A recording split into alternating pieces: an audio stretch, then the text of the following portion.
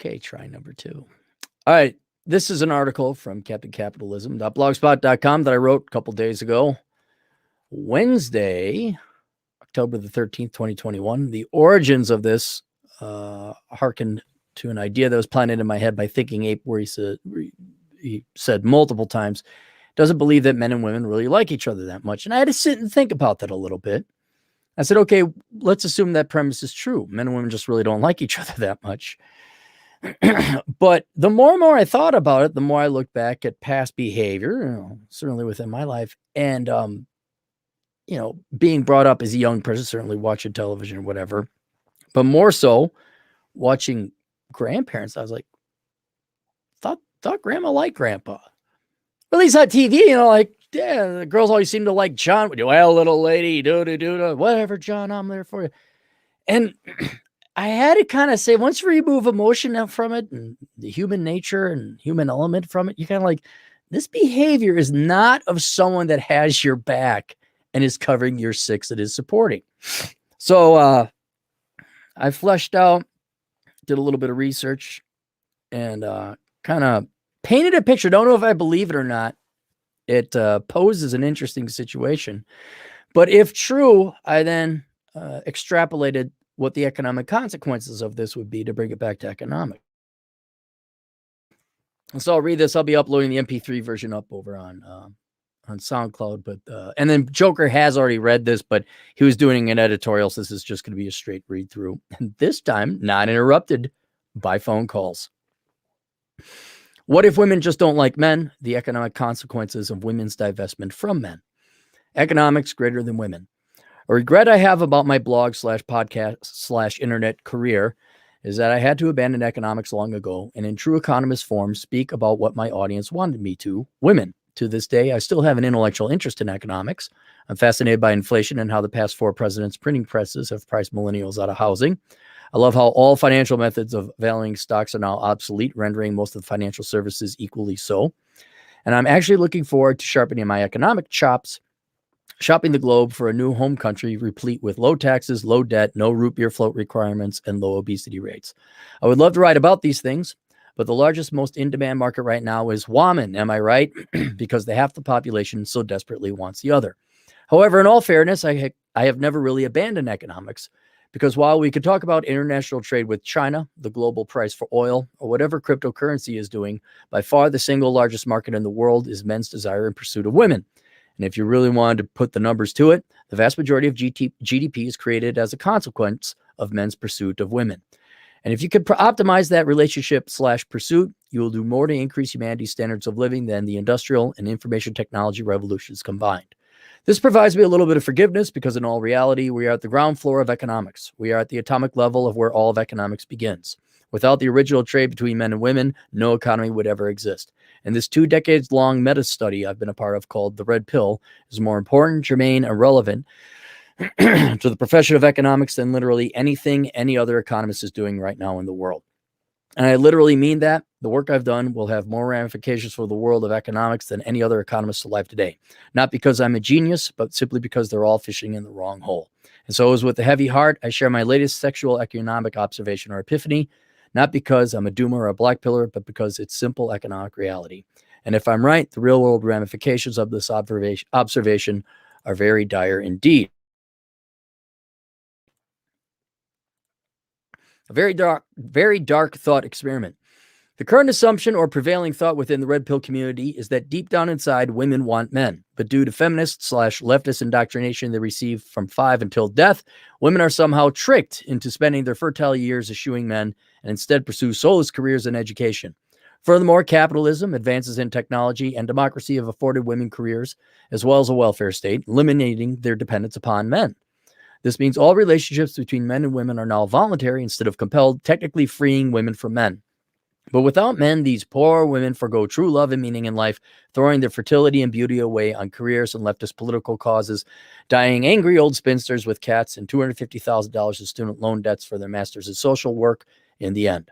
We try to stop them, warn them, and convince them to return to traditionalism, but our care and concern are met with accusations of patriarchy and sexism instead. And thus we all conclude, woman, am I right? But come on a journey with me, if you will, and assume what feminists say is true, that women are not, in fact, being naively duped by the promises of careerism, corporatism, and a welfare state. The women are not, in fact, after a night of night clubbing, crying into their box of wine at night, pining for a man. But instead, women not only don't need men, but really don't want them either.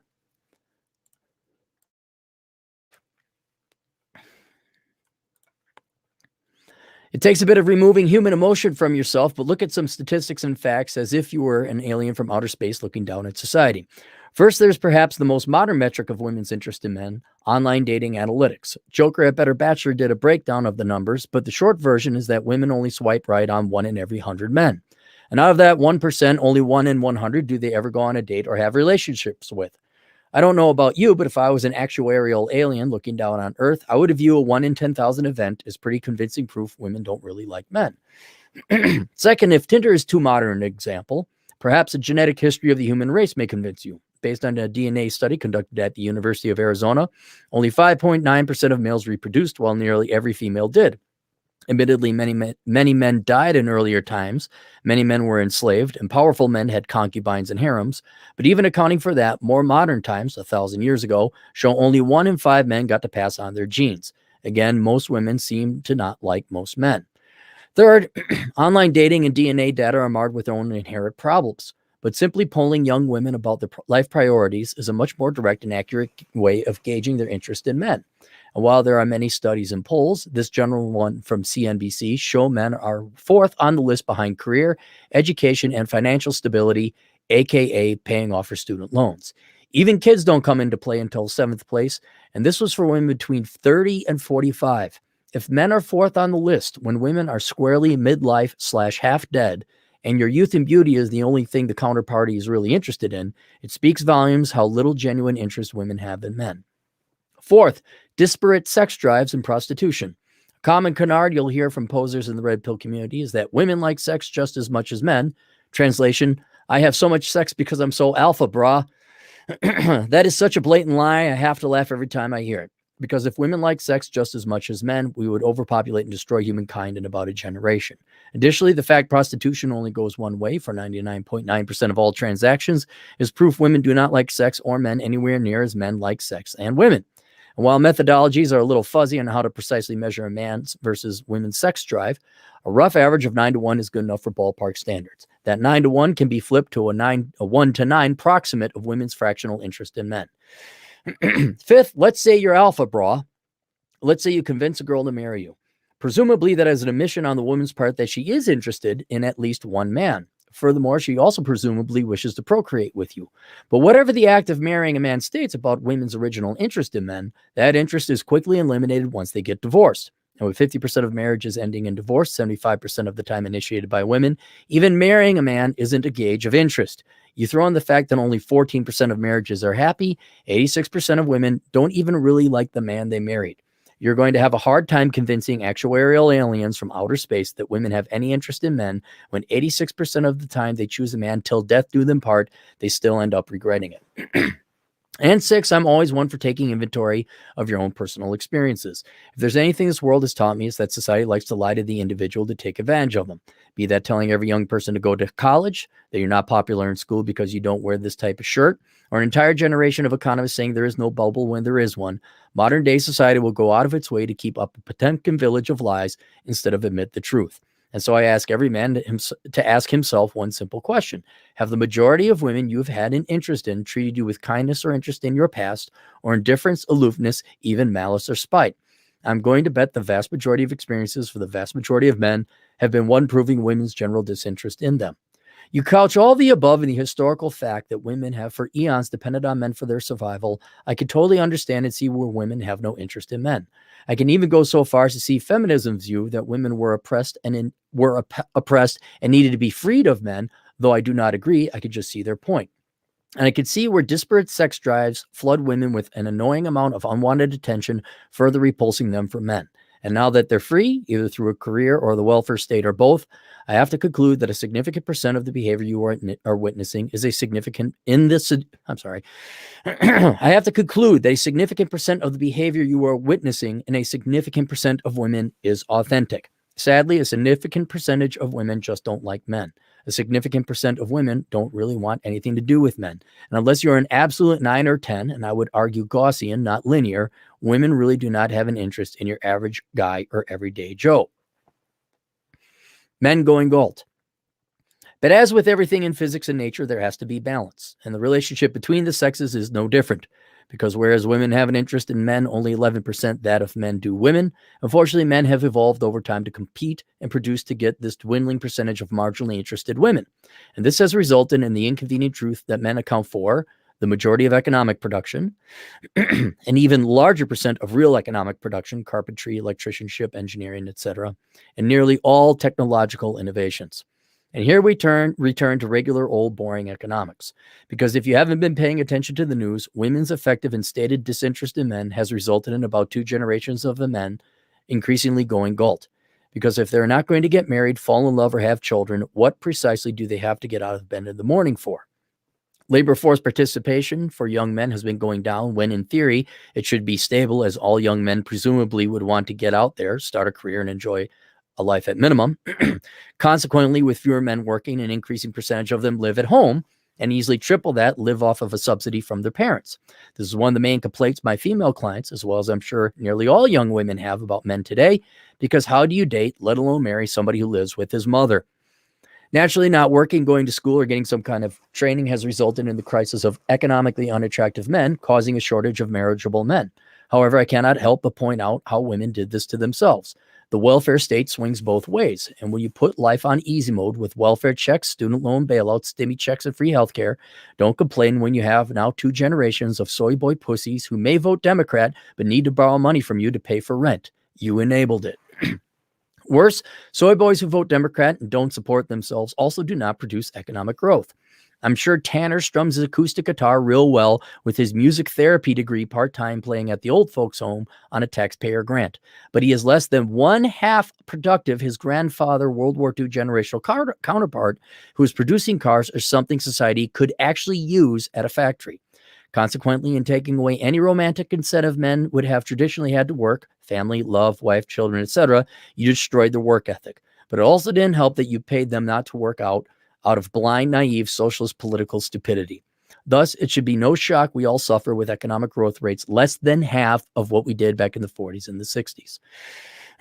And then there's the ultimate statement a man can make about his commitment and investment in society, marriage. I truly do believe that a certain and significant percentage of women do not like men or simply have no interest. I also believe that a certain and significant percentage of women do like men and want to get married. But I also would wager most women, regardless of their interest in men, on paper, want to get married. But unlike the sex market, men control the market to commitment. And here, like the economy, you see men also going Galt. You can, by the way, go to the article and see the charts that are embedded within. Be it seeing their old man get divorced, their friends get divorced, their buddy's $3,000 per month payment in child support or alimony, higher taxes, or the simple yet decades-long consistent message that women didn't need them, men are exiting from the marriage market and thus society and thus the economy. Agreed, women may not have any interest in men, but men increasingly have no interest in marrying women. And regretful as this may be, society will not exist without men's participation in it. A real kick in the economic groin.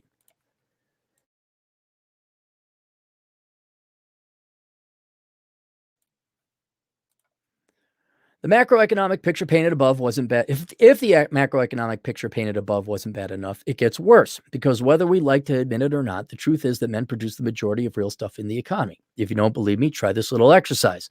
List the next 5 things you're likely going to buy: gas, toilet paper, a massage, whatever. And also consider everything that goes into the production, manufacture, transportation, and delivery of those products. So even if it's a massage, that massage parlor requires computers, electricity, insurance, construction, furniture, etc. Now go to this site and move the cursor along the data points to find the professions and workers that will go into making those products. And what you'll realize is that the vast majority of workers are going to produce those products. The vast majority of workers who are going to produce those products are men. You don't even have to consider what products you're going to buy. Just scroll along the right side of the curve, and any intellectually honest person will realize that it's men who produce the lion's share of anything that really matters in this economy.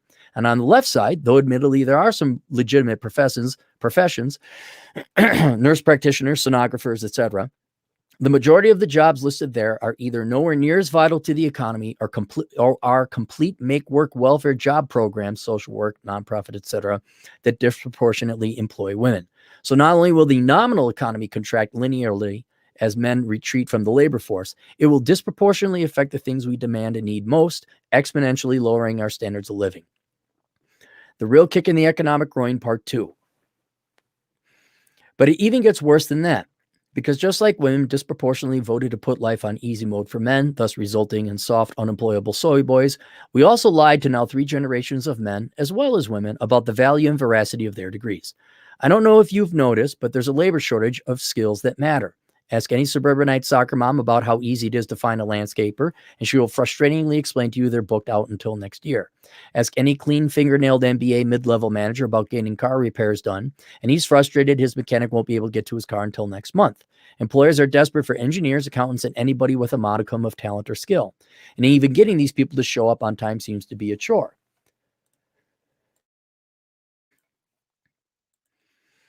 But what precisely did you think was going to happen when you propagandized generations of young men and women with the relatively female idealistic poppycock of follow your heart and the money will follow? Let alone that you decide what you're going to do for a living, and then the rest of the world will forcibly abide. The country is in desperate need of linemen, welders, CPAs, even simple landscapers, and you've raised a labor pool of self-righteous liberal arts majors who can't even lift a roll of sod. Worse, it's not like you could just flip a switch and poof, all these worthless social science majors suddenly know how to weld or program a computer. It will take at minimum 10 years of hard, dedicated retooling of people's skills, as well as the entire education system. In the meantime, things like your heater, car, and computer are just going to have to wait and are going to cost a lot more. Thank God we have millions of liberal arts majors who can lecture you about racism and the patriarchy in the meantime. The real kick in the economic groin, part 3. And if you can imagine it, it even gets worse than that. Because I don't know if you've ever visited the bachelor pad of a single unemployed man in his 20s, but they can get by on very, very little, which consequently means they're going to work and produce very, very little. While Stefan Molyneux opines that men can get by on 1/10 the income a family of 4 does, and I believe him because I've lived it, a better proxy or measure might be the income differences between married and single men. It depends on how old you are and where you are along your career, but generally speaking, single men work, which means produce, 39% less than their married counterparts. You may make the argument, well, that's because they have a wife and kids, and I would argue back, yes, because they have a wife and kids. Because the data above, as well as any unemployed 20-something bachelor's apartment will tell you, is that without women or family, men have no incentive to work anywhere near as hard because they frankly have no reason to live outside of themselves. And this would all be fine and well if men and women equally produced things that mattered in the economy, as the proportional drop in population would require proportionally less of real economic goods and services. But since men are by far the main producers of valuable items in the economy, men's non-participation in society is going to impoverish everyone. Yes, we can get by importing labor from overseas to do the work American men won't. Yes, we can import real goods made by, again, largely men overseas from China, etc., and can keep prices low for now with the world's reserve currency. But without these international trade tricks, or the incredible luck of having the world's reserve currency, Americans could very easily be facing a nominal drop of 39% in GDP, more if you factor in the fact that drop would be important things like food, energy, housing, and medicine, and not laughably worthless things like college lectures, HR, diversity and inclusion consultants, Oprah books, and tarot card readings. The final solution. Whether women's lack of interest in men today is authentic or a byproduct of propaganda, or likely a bit of both, it doesn't matter. It is what it is. Because men cannot act upon what we guess to be in the heart of women. Men can only act upon whatever empirical actions women put forth in society. And with women's general disengagement from men, sometimes even somewhat hostile, men are increasingly forced to live their lives under the expectation the majority of them will not marry, let alone happily so, let alone with kids. This will continue the trend of men going Galt and lowering the standards of living. However, while the majority of men will disengage or only put forth marginal effort in life, the men who do put forth effort to attain excellence present an interesting situation and ultimately solution to society's production and even repopulation problem.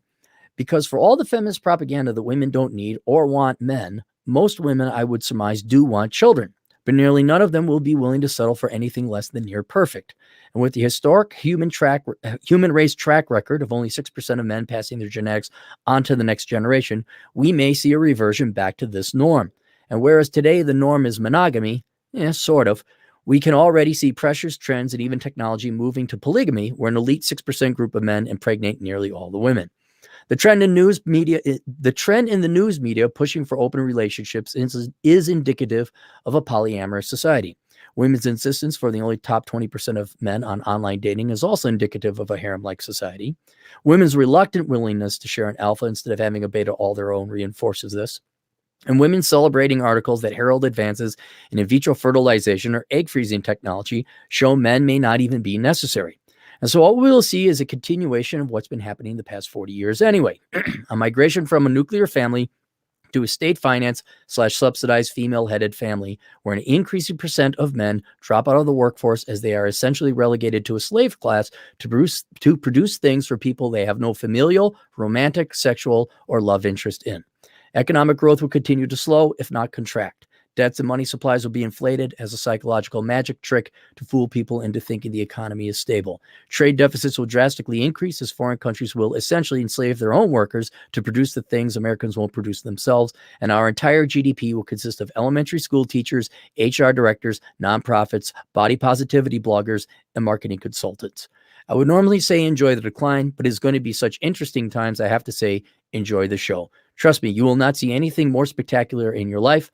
I just hope you know how to prepare for it. That's the end. And then down below, if you're a young man or old, you're trying to figure out what role or capacity women should play in your life, consider purchasing and reading the book below, The Book of Numbers, Analyzing Our Pursuit of Women. I provided links to that Department of Labor chart as well, and a link to this article here as well. All right. And let us go to the chat room if there are any super chats. Boo-doo-boo-doo-boo. What's going on, Matt? $2. You missed two of my chats on the relationships episode. All right. The relationships episode. Email them to me or send. I'll go look for them. Frank Rizzo, $5. First time contributing. Thank you for supporting this, dude. No problem. Thanks, Frank. Welcome to the club. The Goddamn Bacon, who you can find at The Goddamn Bacon on YouTube. 223. You should guest star on Safety Doc. He's return. I would love to. There's only so much time. Asama Abdu. For $2. AC, what is the protocol for sponsored video? If you want me to do a regular video like my own, it's like $35 because I get to talk about what I want. But if you have something you want to talk about, send me the request. It depends on the length and basically how much time it's going to take me to do it. Obviously, the longer, more in depth, the more expensive it would be. Talk to Arcady. You want to see a guy who pays an arm and a leg who has to ask the most complicated convolution questions ever. I'm like, oh gosh, that'll be $300. And what's worse, he'll pay it. So, if it's a simple one, it ain't going to be that expensive. It's a little bit more involved and it takes a little bit more. But you just email me over at assholeconsulting.com. Ben Frake, OG, $5. The treatment almost all my married, divorced, parented male coworkers get from their wives' exes is so atrocious. I'd rather kill myself than be with them. Unfortunately, that's what a lot of times it happens. Pop is saved, like what? He's up to almost 400 people's lives he's saved. I saved $200. I don't care. I saved $200, Jack. The Jew in me, the quarter Jew in me, saved $200. Robert Flores, regular guy, 20 generous dollars. YouTube trend, Eastern Europe. Women are using games, film channel to hunt men of modest wealth. Why would they go after modest wealth? They are 7 or 8, so they can't get mega millionaires, but they look 21 and can still find a comfortable life abroad. Well, that's a good skill to have, especially in the West. Most people fake having wealth. I somewhat sympathize with the gals on this because for obvious reasons, you want a guy who could support himself and a family. That's not gold digging. All right. That's just common sense. You don't want to find a loser.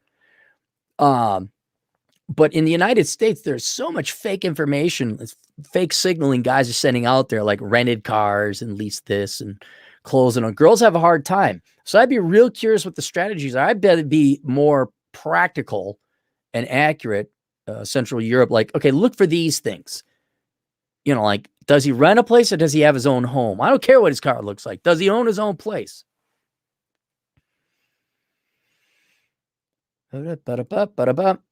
Wealth. Thank you, Brian. Wealth signaling. All right, there you go.